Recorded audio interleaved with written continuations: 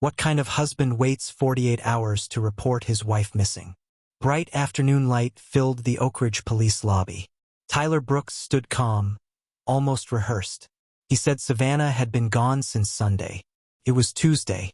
While he claimed he was concerned, her mother had already been calling hospitals for 2 days because Savannah never disappeared without a word. Main report: Tyler Brooks missing. Savannah Brooks delay, 2 days. Savannah was dependable. A pediatric nurse at St. Alder Medical Center. Scheduled shifts, routine texts, predictable patterns. She missed work Monday. No call, no message. Her car remained in the driveway. Her purse on the counter. Her ID untouched. If she left to cool off, why leave without a phone? Last seen: Sunday, 10:18 a.m. Tyler said they argued. Said she needed space. But he couldn't recall a single time she had ever left overnight before. Detective Owen Mercer noticed the gaps. Detective Brianna Holt noticed the kitchen floor, freshly scrubbed. Tyler said he cleaned Monday morning, before reporting her gone. Cleaned before reporting. Savannah's last outgoing call was Sunday at 9:52 a.m. to Tyler. 47 seconds. He said he didn't remember what they discussed. Last call to Tyler. Neighbors heard raised voices. One sharp, one desperate. No forced entry. No withdrawals. No goodbye. By Wednesday, Savannah was classified endangered. Publicly, it looked like a domestic dispute. Privately, detectives questioned something else. Did Tyler wait 2 days because he was worried? Or because he needed 2 days? Traffic footage placed his truck leaving the neighborhood at 11:36 a.m. Sunday. Alone. So if Savannah walked out, why was he the one driving away? If he was home all morning, why did his truck leave the neighborhood? 11:36 a.m. Tyler's truck spotted. Detective Owen Mercer replayed the traffic footage again. Bright daylight. Clear frame. Tyler's truck turning east. Not toward work.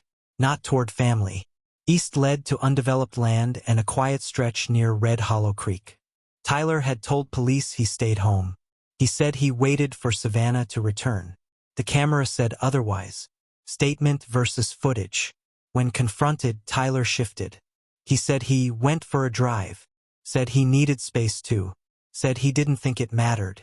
It mattered. Because Savannah's phone stopped transmitting at 10:07 a.m. The last ping? A tower covering the same direction his truck was traveling. Phone signal ends. 10:07 a.m. Savannah's mother, Nora Whitfield, learned about the footage that evening. She didn't scream. She folded inward. She would have called me, she whispered. Even if she was angry. Grant Whitfield asked the question no one else wanted to say out loud. Was she already gone before he left? Investigators searched the home more thoroughly. No forced entry. No shattered glass. But luminol revealed faint traces near the sink. Diluted, scrubbed, intentional. Tyler had cleaned before reporting her missing. Why clean a kitchen during a crisis? Was that drive grief? Or disposal?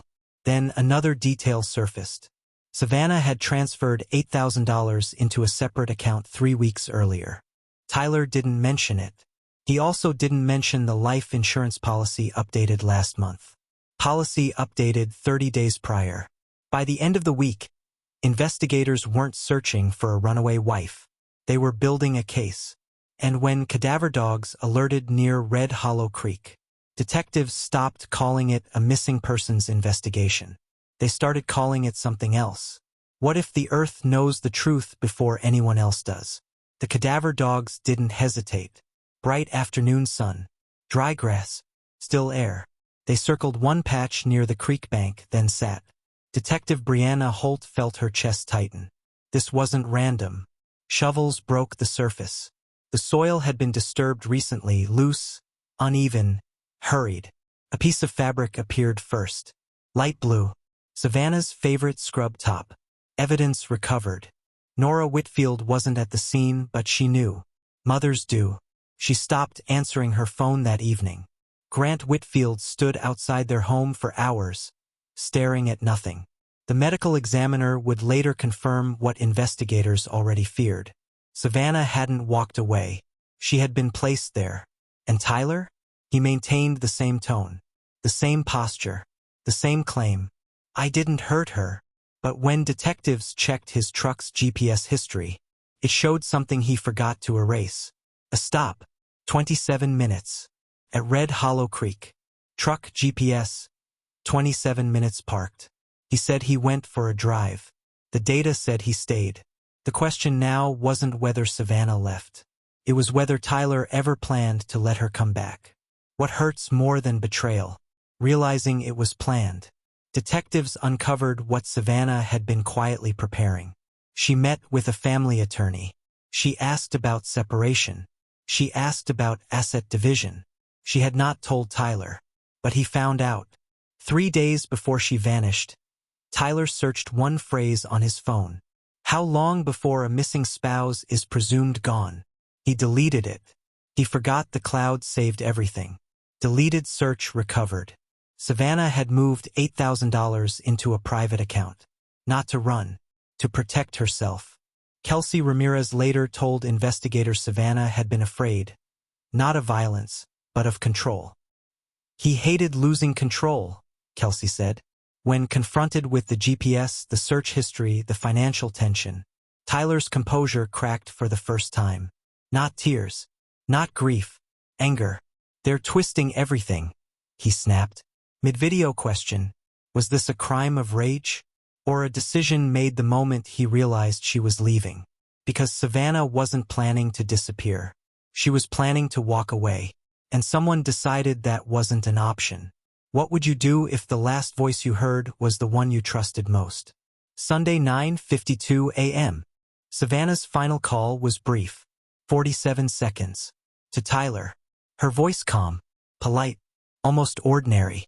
But something in her tone lingered. Unease he would later claim he didn't notice.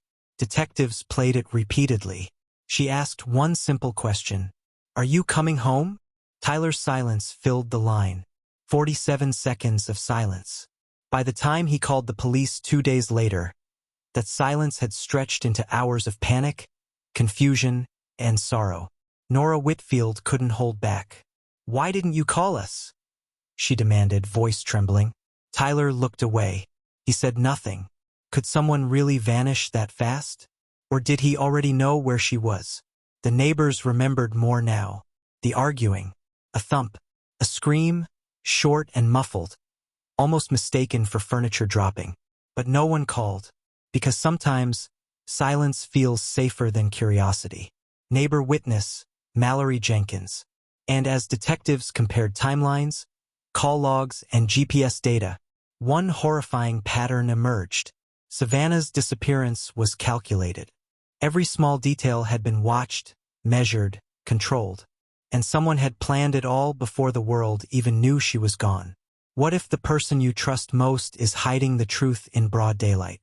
Monday afternoon, detectives noticed small details Tyler overlooked. A faint smear on the kitchen counter. A misplaced coffee mug. A single muddy footprint near the back door. Savannah's presence lingered, and so did evidence of a struggle. Neighbors came forward. She never argued like that, one whispered. She was careful, calm, always. Her last hours were marked by fear, not defiance. Footprint, smear, mug. Financial records, deleted searches, and GPS stops painted the same story. Savannah had planned to leave. Tyler had planned to stop her. The question no one dared ask. Was this premeditated, or a sudden decision driven by anger? Detective Brianna Holt leaned back, staring at the report. It's always the small things that tell the truth, she murmured. Could someone commit the unthinkable and still look like a husband waiting at the police station? The walls of the house seemed to whisper the answer. Someone knew every move Savannah would make, and made sure she couldn't. How does a life built on trust end in betrayal, murder, and a lifetime behind bars? Evidence compiled. Every piece finally fit together. The traffic footage, the GPS stops, the deleted searches, the hidden account all pointed to Tyler. He hadn't waited for Savannah to return. He had driven her to the creek. He had planned it. Detectives uncovered the worst. Savannah didn't survive. The creek revealed her body, hidden beneath dirt and weeds, silent but telling. Nora Whitfield wept quietly. Grant Whitfield held her hand. Kelsey Ramirez refused to leave the scene. Tyler Brooks arrested and charged. Tyler Brooks was arrested the same day. Evidence was overwhelming. He tried to protest. He tried to explain. But the truth couldn't be denied. He was convicted of murder and sentenced to life in prison without parole. Verdict: life without parole. Savannah's story ended tragically, but justice was served.